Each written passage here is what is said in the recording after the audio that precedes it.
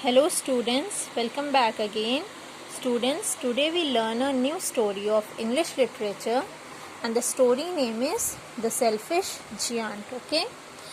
And before making this video, I have read this story and now without wasting any time, I am going to explain you, okay?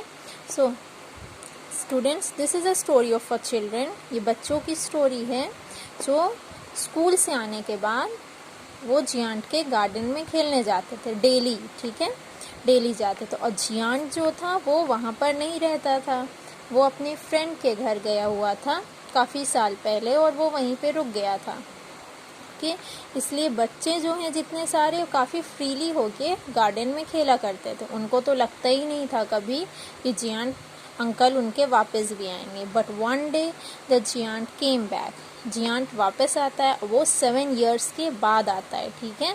7 years के बाद जब वो वापस आता है तो वो देखता है कि उसके गार्डन में ढेर सारे बच्चे खेल रहे हैं, ओके। सो वो शाउटिंग लाउडली एकदम वॉइस में चिल्ला के बोलता है, what are you doing here. सारे बच्चों से सब बच्चे डर जाते हैं और वहाँ से भाग जाते हैं। Then Jian said, my own garden is my own garden. Everyone has to understand that I will not allow anybody to play in it by myself. Okay?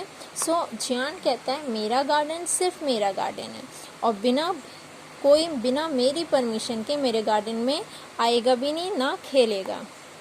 इसलिए इसके बाद उसने क्या किया, उसने एक बोर्ड बनाया और अपने गार्डन को सर्कल से पूरा एक हाई वॉल से कवर कर लिया, ठीक है। एक दीवार उठा दिया पूरे गार्डन में और एक बोर्ड था, उस बोर्ड को उसने हैंग किया वो वॉल पर और उस बोर्ड में लिखा था ट्रेसपासर विल बी प्रोसिक्यूटेड, मीन्स जो भी बिना परमिशन के आएगा उसको सज़ा मिलेगी, ओके।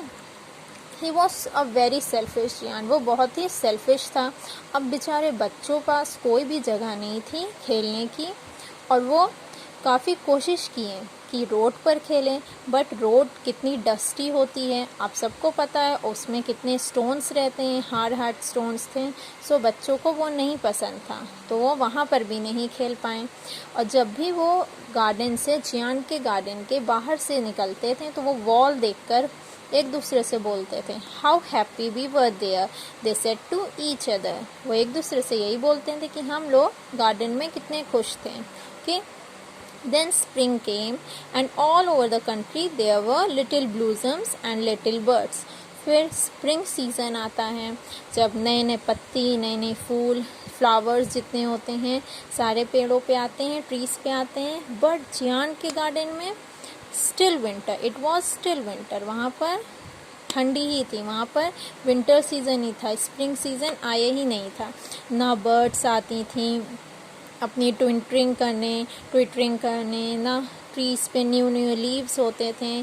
और एक दिन एक फ्लावर, ब्यूटीफुल फ्लावर घास में से निकलता है और जब वो देखता है, यस फ्लावर देखता है कि वहाँ पे एक बोर्ड लगा है जिसमें लिखा है ट्रेसपासर विल बी प्रोसिक्यूटेड, तो वो समझ जाता है कि बच्चे यहाँ पे नहीं आ पा रहे हैं।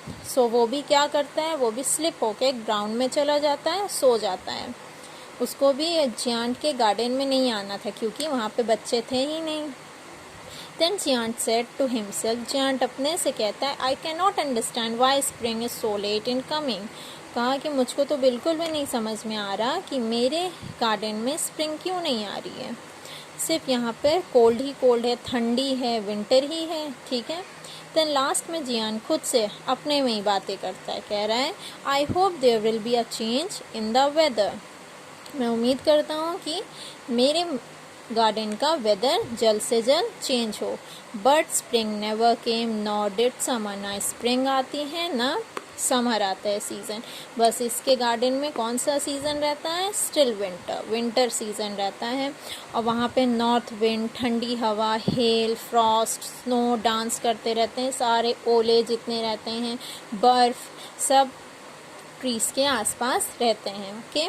So students, here we take a break, okay, and your homework is that you have to read these 2 pages in home, okay, for making your reading perfect.